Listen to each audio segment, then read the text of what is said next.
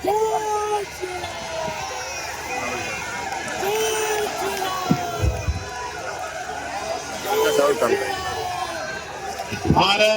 माता की, भारत माता की, भारत माता की, गंगा मैया की, गंगे मैया की, शीतला माता की, शीतला माता की, नमः पार्वती पति हर हर।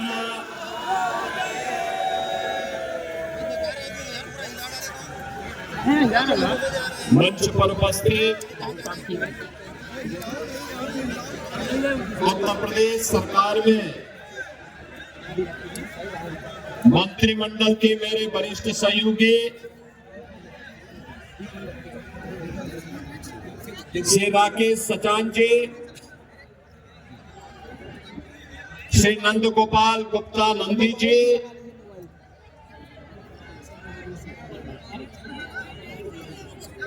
भारतीय जनता पार्टी के प्रदेश के उपाध्यक्ष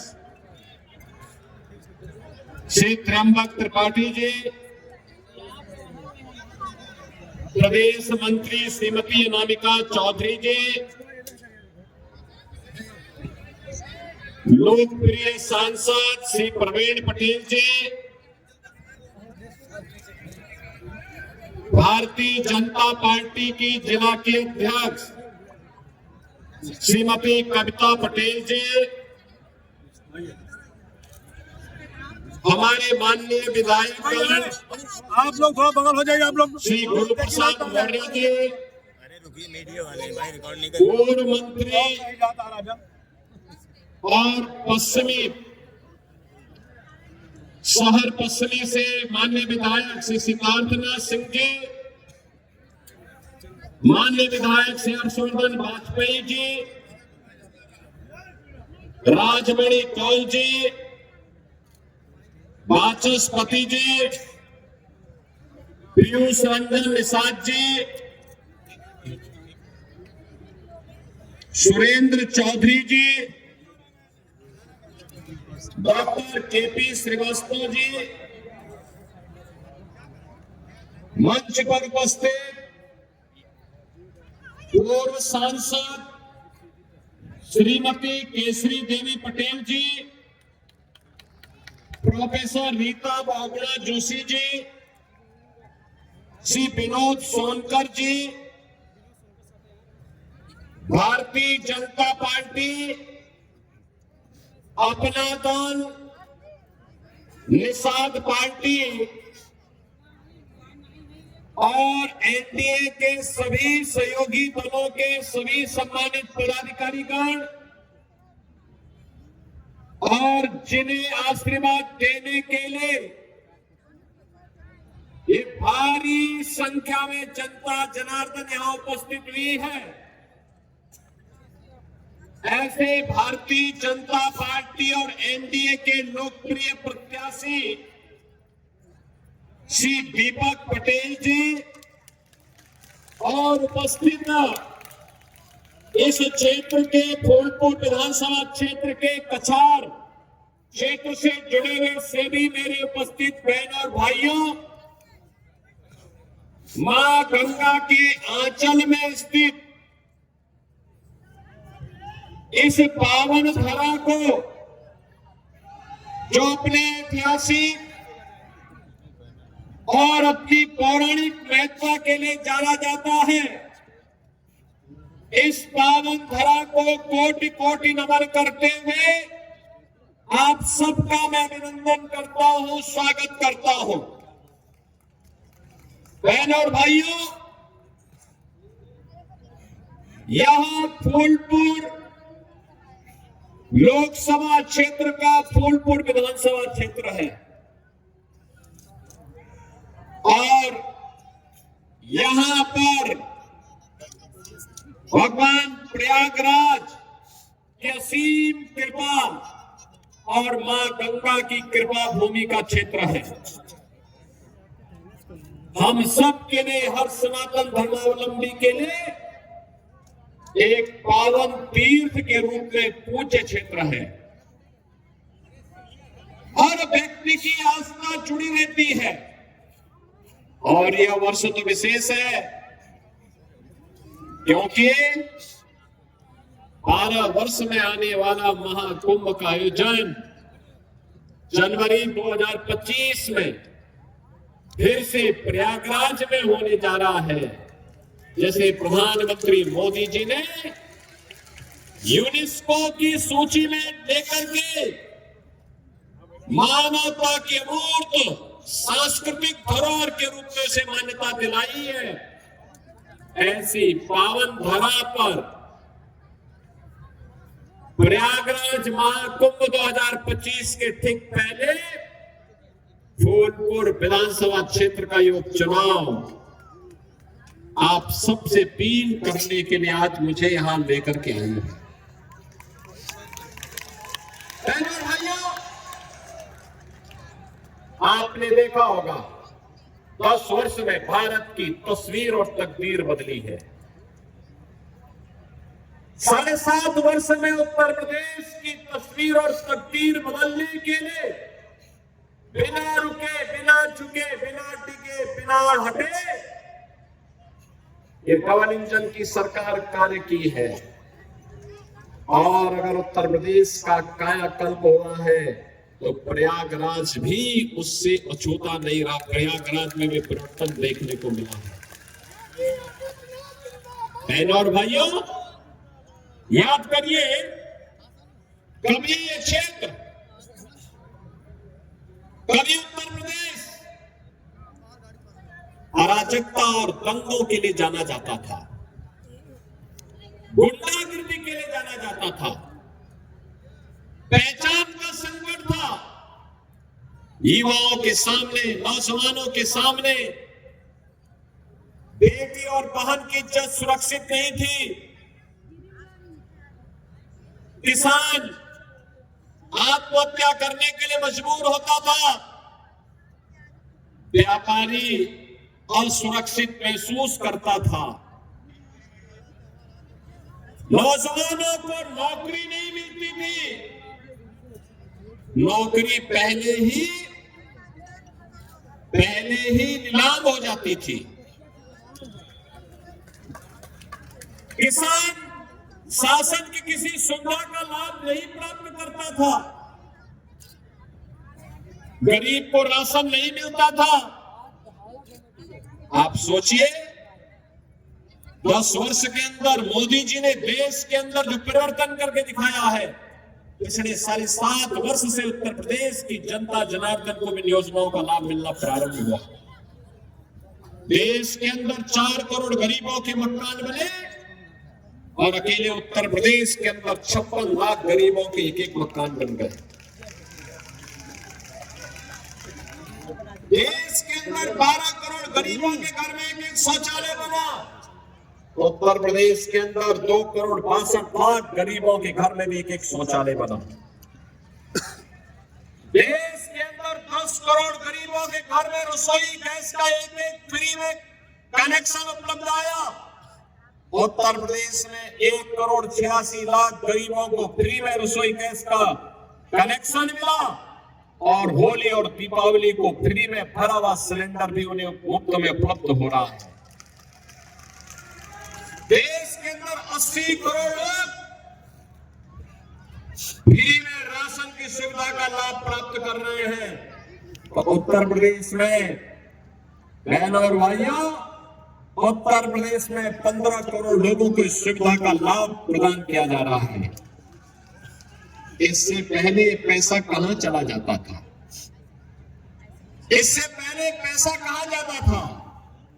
स्वाभाविक रूप से सिपाही घराने के पास चला जाता था।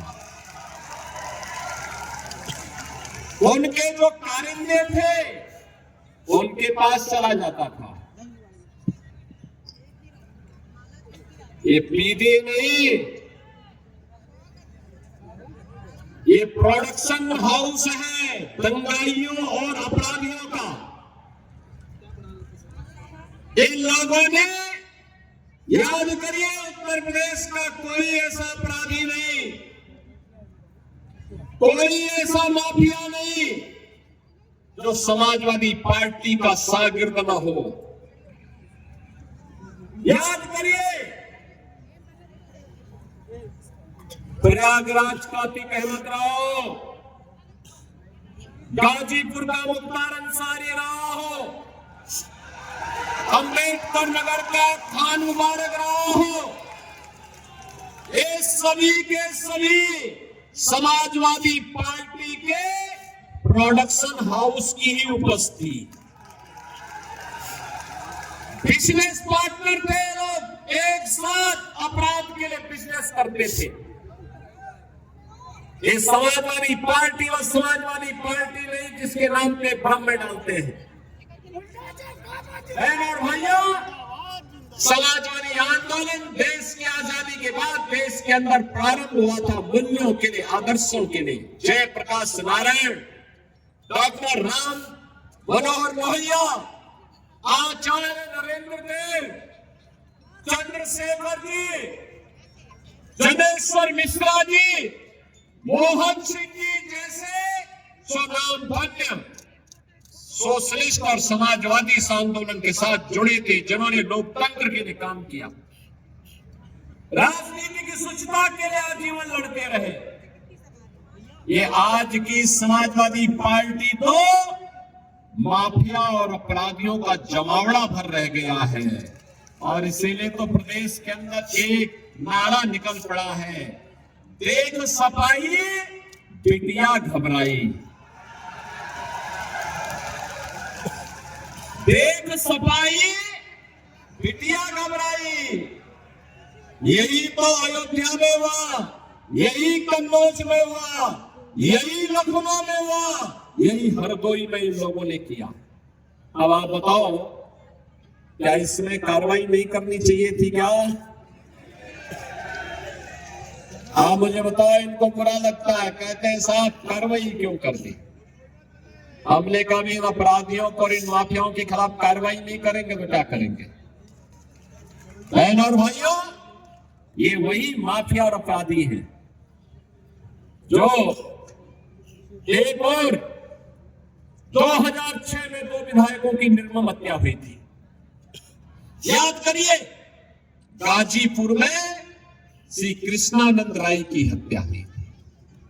कृष्णानंद राय के साथ 7 लोग मारे गए थे, और में एक रमेश पटेल भी थे, एक रमेश यादव भी थे। ऐसे ही 7 लोग थे। निर्मम हत्या गोलियों से वोट करके समाजवादी पार्टी के संरक्षण में पनपने वाले उस माफिया के सारे पर उसके संरक्षण में हत्या हुई थी, जिसके मरने पर मरसिया पड़ने के लिए समाजवादी पार्टी का मुखिया जाता है। बहनों और भाइयों, याद करिए, राजूपाल की हत्या करने वाला कौन माफिया था? राजूपाल की हत्या करने वाला व्यक्ति इसी समाजवादी पार्टी के शागिर्द बनकर के प्रयागराज को बदनाम करता था।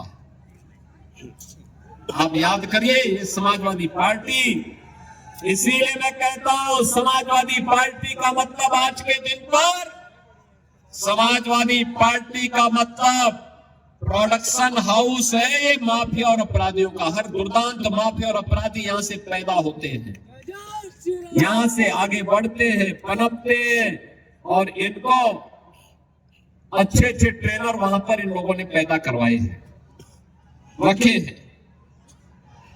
और इसीलिए मैं आपसे कहने के लिए आया हूं, बहन और भाइयों, ये चुनाव केवल आज का चुनाव नहीं है, ये वर्तमान को संवारने का चुनाव है, लेकिन भविष्य बनाने का चुनाव भी है, भविष्य बनाने का चुनाव भी है। और उसी भविष्य को बनाने के लिए आज हम सब आपके पास आए हैं। मैं उसी भविष्य को बनाने की अपील करने के लिए आज आपके पास आया हूं। अभी मुझे यहाँ पर बताया गया, कछार क्षेत्र में हर वर्ष बरसात के दिनों में यहाँ पे हजारों बीघा लैंड जलमग्न होती है। अभी राकेश सचान जी मुझे बता रहे थे, बहन और भाइयों, राकेश सचान जी ने बता दी है, तो मान के चलिए आपकी समस्या का समाधान हो गया।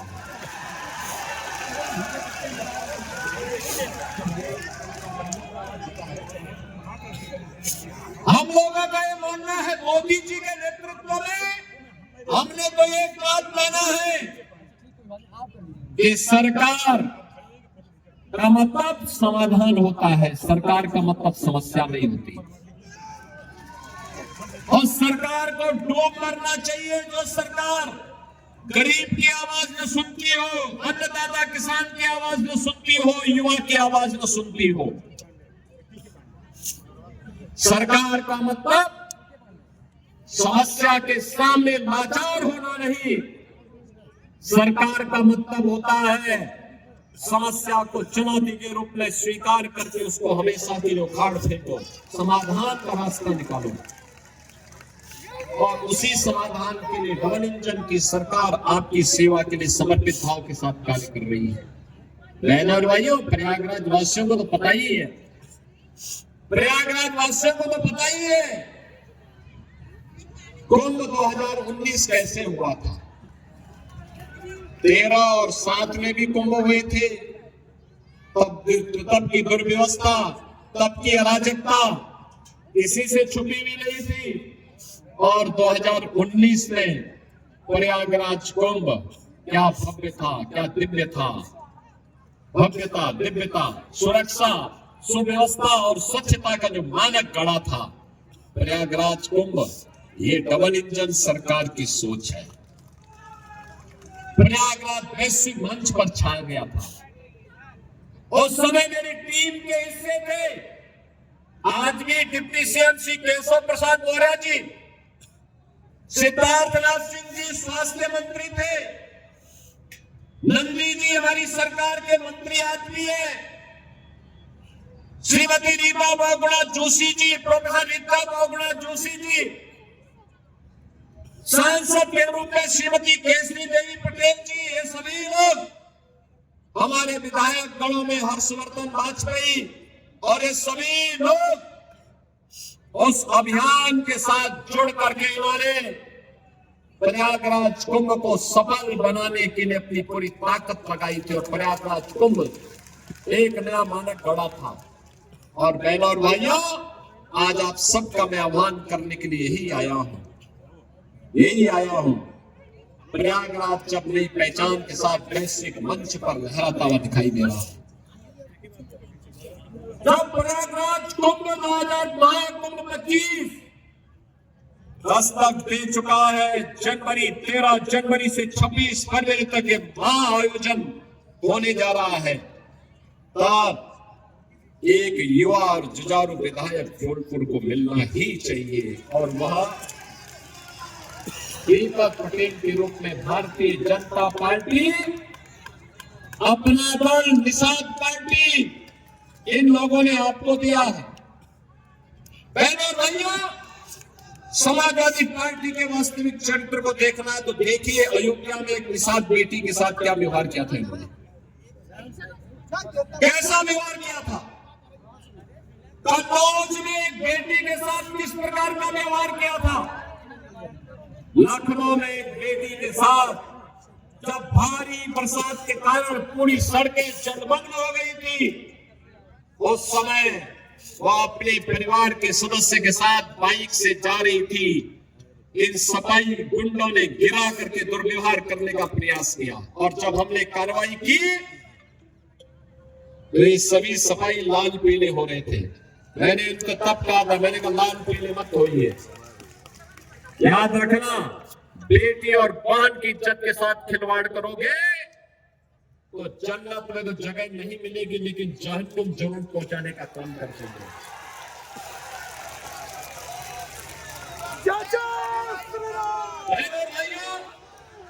इसीलिए आपसे कहने के लिए आज आया हूं, विकास और विरासत की गारंटी भाजपा दे रही है, सुरक्षा, समृद्धि और सुशासन की गारंटी भाजपा दे रही है, हर घर नल के माध्यम से शुद्ध पेयजल उपलब्ध कराने की गारंटी भाजपा दे रही है, और बाढ़ की समस्या का स्थायी समाधान भी भाजपा आपको देगी, उपलब्ध कराएंगे। हमारी सरकार तो देश के लिए अपना बलिदान देने वाले उन शहीदों के प्रति भी नतमस्तक है। और हमारी सरकार ने ही निर्णय लिया, कोई जवान सेना में, अर्धसेना में, पुलिस बल में रहकर के देश की सीमाओं की रक्षा करते हुए, आंतरिक सुरक्षा का पालन करते हुए अगर शहीद होता है तो उसको, उनके परिवार को 50 लाख रुपए और किसी एक सदस्य को नौकरी देंगे। हम लगातार दे रहे हैं। जो भी ऐसे परिवारों के उनकी स्मृतियों को, उन शहीदों की स्मृतियों को बनाने का काम सरकार कर रही है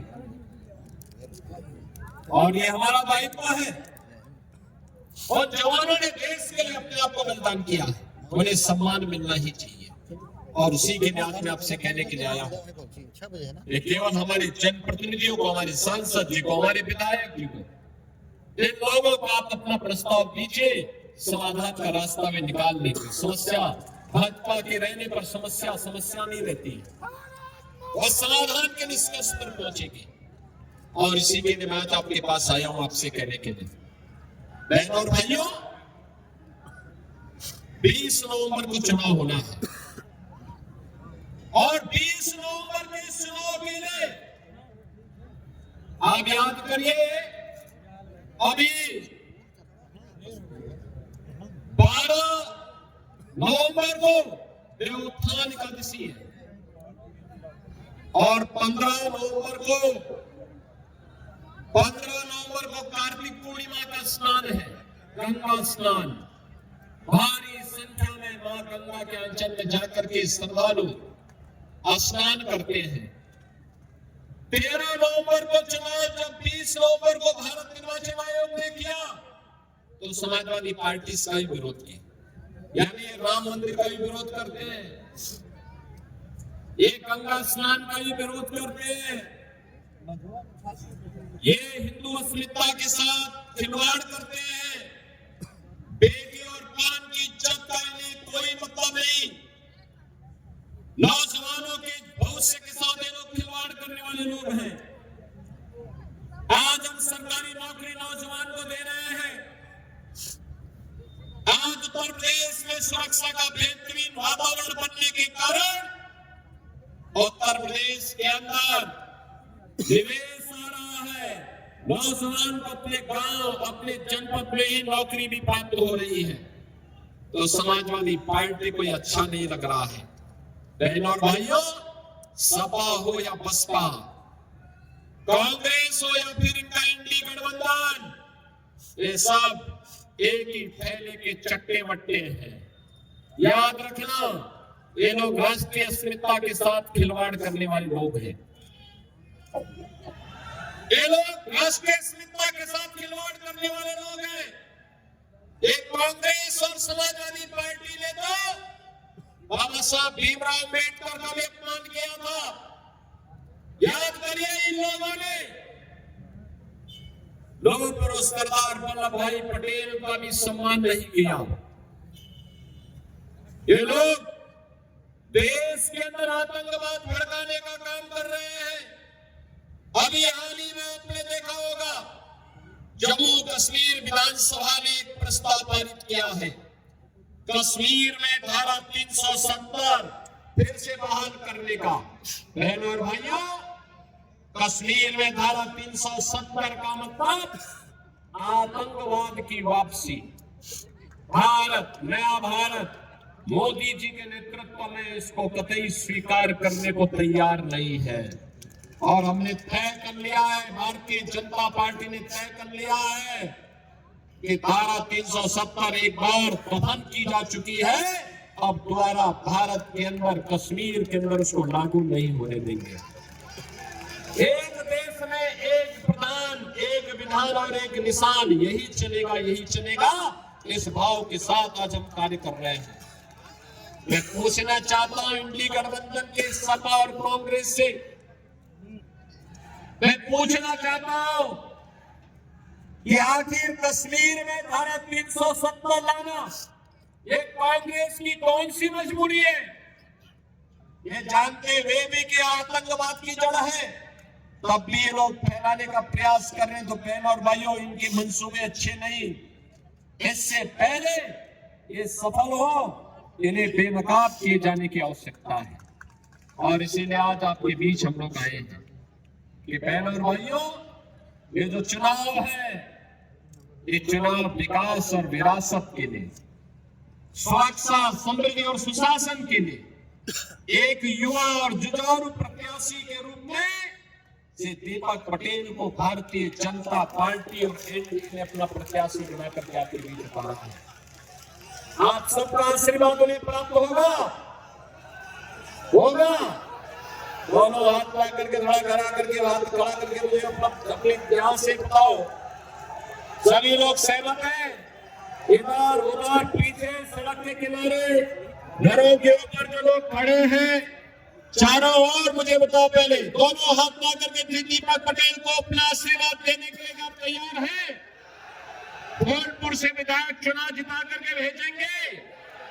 बहनों और भाइयों, अगर आप उन्हें चुनाव जिता करके भेजने के लिए तत्पर हैं, तो विकास और सुरक्षा की गारंटी भी डबल इंजन की सरकार की है। मेरे साथ बोलेंगे फिर दोनों हाथ ला करके, भारत माता की, भारत माता की, भारत माता की जय श्री राम, जय जय